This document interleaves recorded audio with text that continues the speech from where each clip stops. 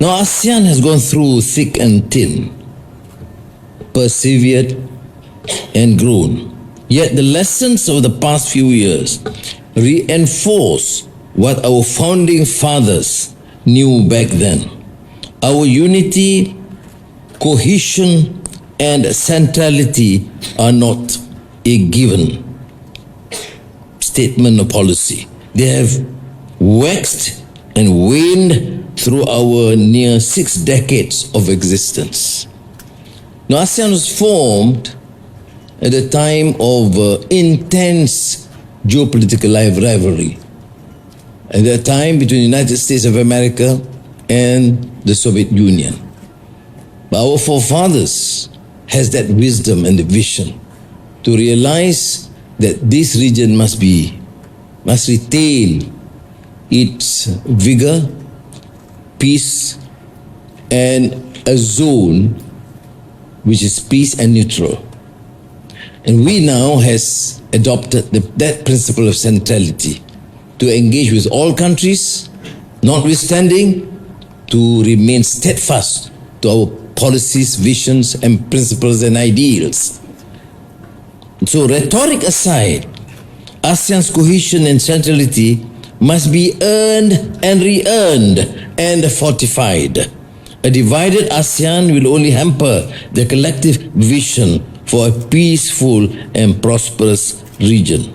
Therefore, efforts towards ASEAN unity must continue, especially when the region is facing myriad challenges. The rise of transnational crime, divisive great power rivalry, economic inequalities, double standards, hypocrisy, or what I call contradiction in the application of international laws and norms. These are formidable challenges and require earnest resolve to overcome.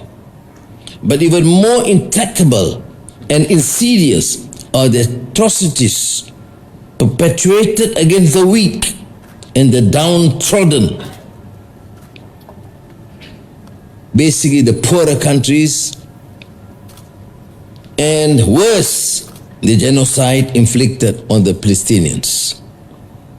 The people of Timor-Leste do not need to be told and lectured on what is to be oppressed or jailed,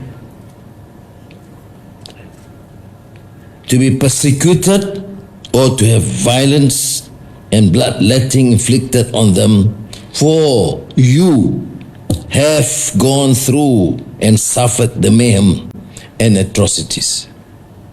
But you have also emerged stronger, more durable, more resolved, not to have such cruelty being perpetrated against you or any other vulnerable people.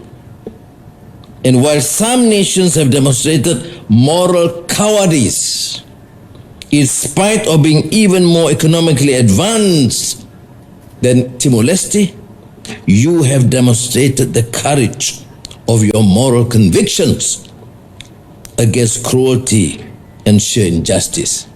So thank you, Mr. President and Prime Minister, for consistently voicing that. And I heard you for the first time in Jakarta. New member, but adamant, tough, as always, and please do remain so, particularly when you are part of the ASEAN 11.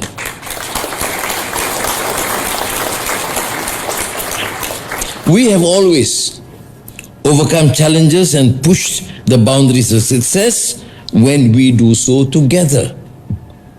Now, when we pit one against the other or work to exclude some from cooperation and progress, we will continue to have a problem. So when people ask me, Anwar, why is it that you're so adamant in ensuring that Timor-Leste becomes full member of ASEAN as soon as possible? My view, my answer is simple. Whether a country is newly independent or relatively poorer is insignificant. It is part of our region and it has a great experience, and it will contribute enormously to our enterprise to strengthen the bond of ASEAN. So thank you for agreeing to be a member.